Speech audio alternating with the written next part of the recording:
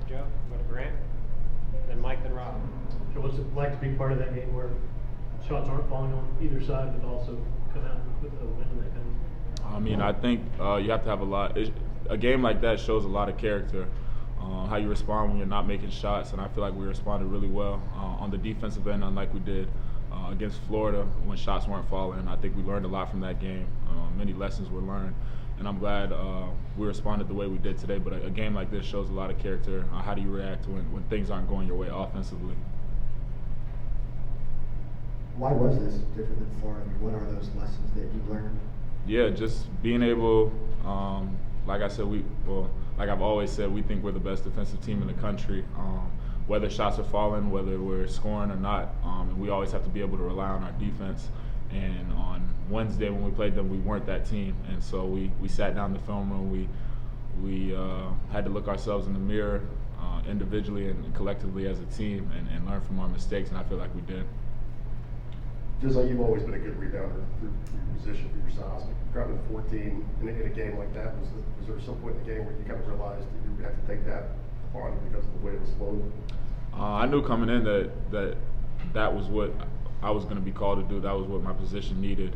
That's what my team needed for us to get a win. And so just, I had a talk with GP the other day, just talking about being more physical on the offensive glass, on the defensive glass, and using the body that God's given me to my strength. And so I think that my mindset going into the game and my mindset in practice has been that, and it has to keep being that moving forward. Ryan and David. How would you describe the emotion and physicality of that game? It was a lot of emotion and definitely a lot of physicality, but we knew that was going to be the case. It's always the case when we play them, and it's usually the case when we play throughout the SEC, but this one especially, they've got athletic guys, big guys who don't back down from a challenge, and I feel like we're the same way. And so it's always fun when we get to match up against those guys. Josiah, are you surprised you haven't played more single possession games this season? And what can you take away from these? How are these different as far as taking away from other games that you play? I mean, basketball is weird. I can't say that I'm surprised that we haven't been in more games like this, but it's definitely beneficial for us down the road.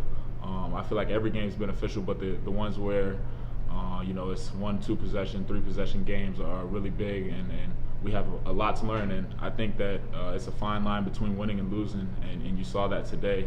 1 possession here, 1 possession there is a difference in a game. And so we just have to, Coach always preaches that every possession matters, both offensively and defensively, and that was proven today. Josiah, how do you all stay bought in, like when shots aren't going down for a 40-minute game, but to stay locked in on the defensive end? What are the challenges that kind of go behind, not making shots, but also, playing as well as you did on defense? Well, our biggest thing is we like to give each other confidence. Anytime I miss a shot today, Santi, Zakai, whoever was out on the floor, keep shooting. The next one's going to fall. Don't get hesitant.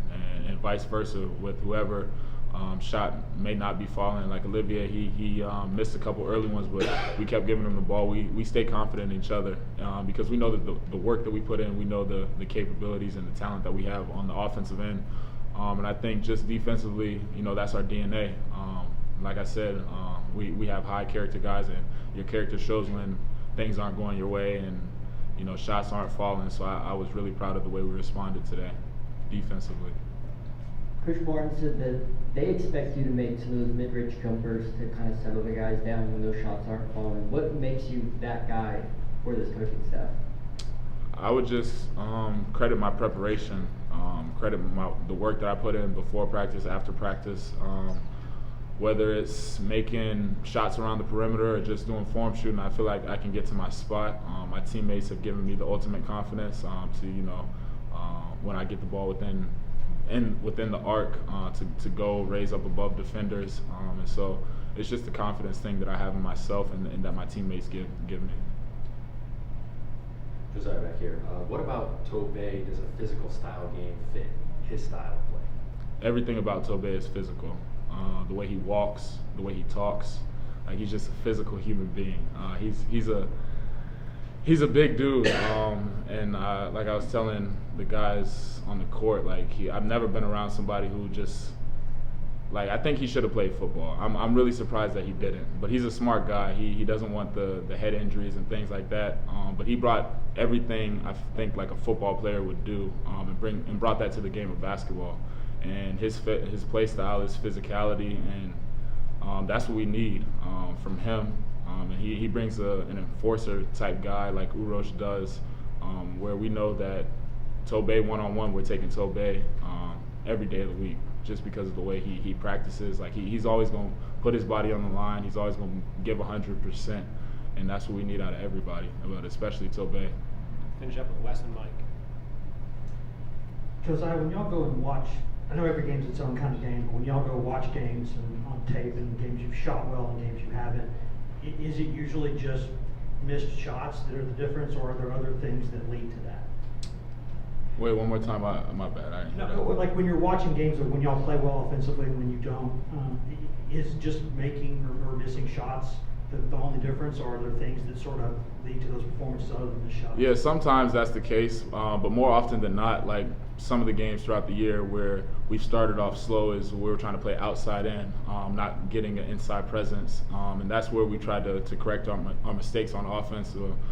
Starting the game off early, playing inside out, and playing inside out throughout the game. But sometimes it is just missed shots. But more often than not, we make the mistake of trying to get shots early, playing outside in. Josiah, what did Jemai give you guys today, and how have you guys kept encouraging him to kind of get back to maybe some of those things he was doing earlier in the year? Yeah, Jemai's a dog. He gives us so much on the defensive end. He's still coming into his own on the offensive end. And one thing that we like to do, like I said, with anybody, whether they're making shots, missing shots, you're going to shoot the ball. And if not, you're going to hear about it. And, he's been trying to find his role, but one thing that us players have been preaching to him is that we need him to take open shots. Because our offense starts when the ball hits the rim. We're going to go get it on the offensive glass. That's what we're taught to do. That's our offense. And so whether he makes it, whether he misses it, we're definitely just trying to give him the most confidence possible. And he's a terrific player defensively, and I definitely think he has the capabilities, and he's showing his offensive side of the game as well now. Thanks, Joe. Appreciate it.